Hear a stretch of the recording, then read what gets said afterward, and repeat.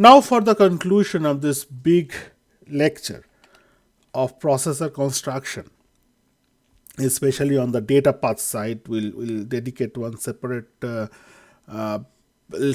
talk on the control signal generation. Okay, control signal generation and control signal calculation.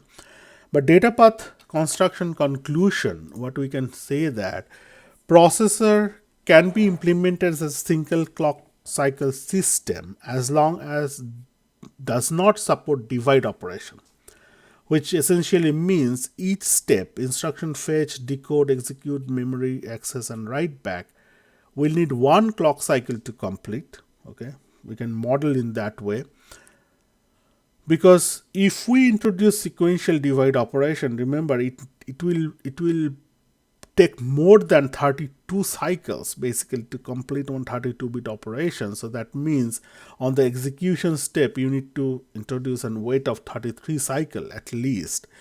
Okay, and then proceed forward. So if we avoid that complexity, then we can implement with a single clock. So your ALU is completely combinatorial, and everything else we can assume that they can perform things in one clock cycle. So we can processor can be implemented as a single clock cycle system. So by the single clock cycle system, what it means that each of this step doesn't need more than one clock cycle. Okay, but of course single clock cycle system tend to be slower because you need to cover that one clock cycle period. You need to cover the slowest processing data path. Okay, slowest processing data path. Maybe in our case is the multiplier. Okay, multiplier, I can see that's a big circuit, like 32 cascaded adder is connected. Remember the combinational multiplication circuit is 32 or 31 adder circuit involved in cascade connection.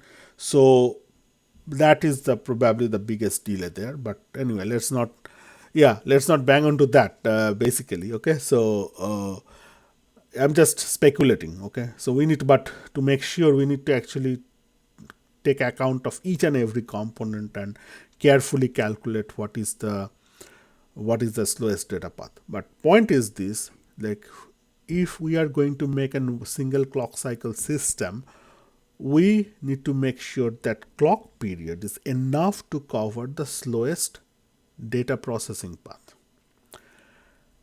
And third conclusion is system architecture is greatly influenced by the target instruction set.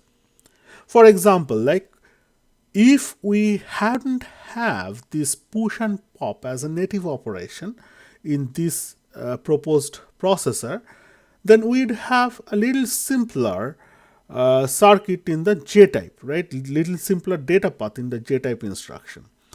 Let's say we didn't support the LUI instruction, load up or immediate instruction, then we could avoid that little circuit which does it, little data path which does it, right? So it's really depending on what type of instruction and what are the list of operations you are going to specify in instruction set. So that's why, like, some school of thought wants to keep the list of instruction simpler so that circuit becomes simple.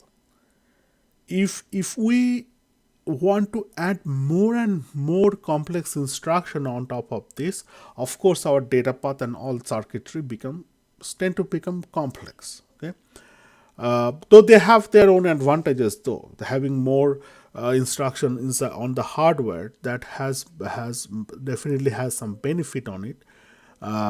But some school of thought, we'll see later, like there are two major school of thought. One is called CISC, complex instruction set computing system, and other is RISC, reduced instruction set computing system, and they're ever conflicting with each other, right? Those topics are more like an Indian topic, like big Indian and little Indian. Neither of them is right and neither of them is wrong. They're just a thought and they're just a concept.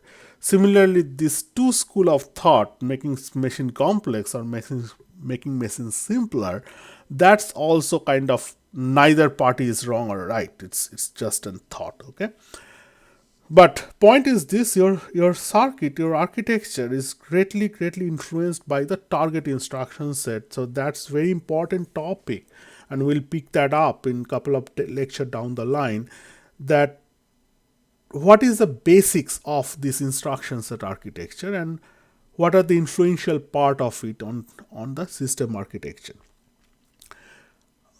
So this is, I think, this is the last slide of this lecture, and what I would also like to mention from after this lecture onward. So these lectures will become like more abstract and theoretical side. Okay, this is the one which needs a hands-on approach. That's why it is included in your project 2, and as well as project 3 will try to develop it to understand it in very detail, like almost bit by bit of the entire things. But after that it will become more like theoretical concept of different architecture, how we can improve the performance, and etc., but more from a theory perspective. We won't be dealing with very details inside, but I hope with this concept in your hand, in your mind, this detail of the processor structure, okay, you could relate to those abstract concepts that will be coming up in upcoming lectures. With that, I will end here. Please let me know if you have any question over email or ask me in the class.